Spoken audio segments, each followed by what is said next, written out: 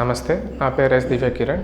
నేను రెనోవా హాస్పిటల్లో సర్జికల్ గ్యాస్ట్రోఎంట్రాలజిస్ట్గా పనిచేస్తున్నాను, లంగర్ హౌస్ బ్రాంచ్. ఈరోజు నేను మాట్లాడే టాపిక్ గాల్ బ్లాడర్ స్టోన్స్. ముందుగా గాల్ బ్లాడర్ అనేది మన లివర్ కింది భాగంలో ఉంటుంది. అందులో మనం కామన్గా చూసే ప్రాబ్లం స్టోన్స్ అనమాట. ఆ స్టోన్స్ అనేది చాలా కారణాలు ఉంటాయి. అందులో మనం కామన్గా ఆడవాళ్ళల్లో, ఇంకా కొంచెం అధిక బరువు ఉన్న మనుషుల్లో మరియు 30 నుంచి 40 ఏళ్ళ వయసు ఉన్న వారిలో చూస్తాము. ఎక్కువ శాతం ఆడవాళ్ళల్లో ఈ గాల్ బ్లాడర్ స్టోన్స్ అనేవి కామన్గా ఉంటాయి. చాలా మటుకు ఈ స్టోన్స్ వల్ల సిమ్టమ్స్ అనేవి ఉండవు. ఒక 100 మందికి మనం స్కాన్ చేస్తే కనీసం అందులో 30 మందికి స్టోన్స్ ఉంటాయి. అందులో 10% మందికి మాత్రమే సిమ్టమ్స్ అనేవి ఉంటాయి. అలా అని చెప్పి వీటిని సిమ్టమ్స్ లేని స్టోన్స్ మనం సైలెంట్ స్టోన్స్ అని అంటాము.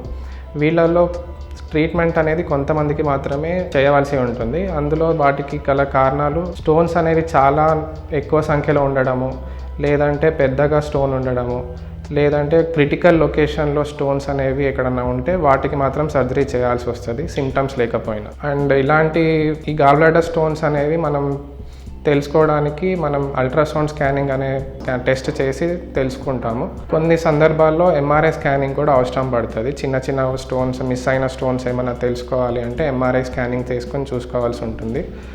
అండ్ మరియు కొన్ని రక్త పరీక్షలు చేసి దాని ప్రకారం ఫర్దర్గా మనం ట్రీట్మెంట్ అనేది, ఇంకా వేరే పరీక్షలు ఏమైనా అవసరం పడతాయి అనేది చూసుకోవాల్సి ఉంటుంది.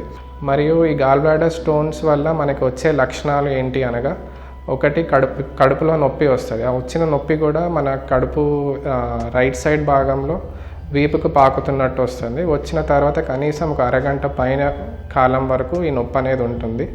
అండ్ కొన్నిసార్లు తిన్న వెంటనే ఈ నొప్పి అనేది ఎక్కువ అవుతుంది అన్నమాట. తిన్న తర్వాత ఒక అరగంట వరకు ఈ నొప్పి ఉంటుంది. తర్వాత ఆ నొప్పి అనేది తగ్గుతుంది అన్నమాట. అండ్ వీటికి మనం మందుల ద్వారా నొప్పిని తగ్గించవచ్చు, కానీ రాళ్ళు అనేవి కరగడం చాలా కష్టం. ఎందుకంటే పిత్తాశయంలో రాళ్ళు 2 రకాలు ఉంటాయి. ఒకటి కొలెస్ట్రాల్ స్టోన్స్ అంటాము, ఇంకోటి పిగ్మెంట్ స్టోన్స్ అని అంటాము. ఈ కొలెస్ట్రాల్ స్టోన్స్ అది కూడా చిన్న సైజ్ స్టోన్స్ అయితే మందులతో కరిగే అవకాశం ఉంటుంది. పిగ్మెంట్ స్టోన్స్ అయితే కరిగే ఛాన్సెస్ చాలా తక్కువ. ఈ కొలెస్ట్రాల్ స్టోన్స్ కూడా మనం ఆపరేషన్ చేశాకనే అది కొలెస్ట్రాల్ స్టోన్ అని తెలుస్తుంది. సో ఆపరేషన్ చేయకముందు ఈ స్టోన్స్ అనేవి స్టోన్స్ అనేది మనం తెలుసుకోవడం కష్టం. అండ్ చాలా మటుకు ఈ స్టోన్స్ అనేవి చిన్నగా ఉండి కొన్నిసార్లు జారే అవకాశం ఉంటుంది. దానివల్ల వేరే ఇబ్బందులు ఎదురవుతాయి అన్నమాట. ఈ గాల్ బ్లాడర్ నుంచి మన చిన్న పేగుకి ఒక చిన్న నాళా ఉంటుంది. ఆ నాళా పేరు కామన్ బైల్ డక్ట్ అంటాం. ఈ స్టోన్ జారి ఆ కామన్ బైల్ డక్ట్లో వెళ్ళి అడ్డం పడితే మనకి విపరీతమైన కడుపులో నొప్పి, ఆ నొప్పి వెనక్కి పాకడము, ప్యాంక్రియాటైటిస్ అండ్ ఇన్ఫెక్షన్, వీటి లక్షణాలన్నీ మనకి ఎదురవుతాయి. అట్లా జారినప్పుడు, స్టోన్ అక్కడే ఇరుక్కున్నప్పుడు మనం ఎండోస్కోపీ చేసి ఆ కామన్ బైల్ డక్ట్లో ఉన్న స్టోన్ని తీసేసి స్టంట్ ఒకటి ప్లేస్ చేస్తాం.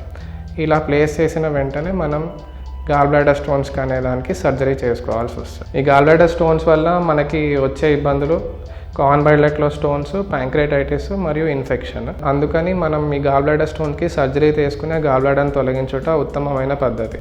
గాల్ బ్లాడర్ సర్జరీ అనేది మనం లాప్రోస్కోపీ ద్వారా గాల్ బ్లాడర్ని తీసేయవచ్చు.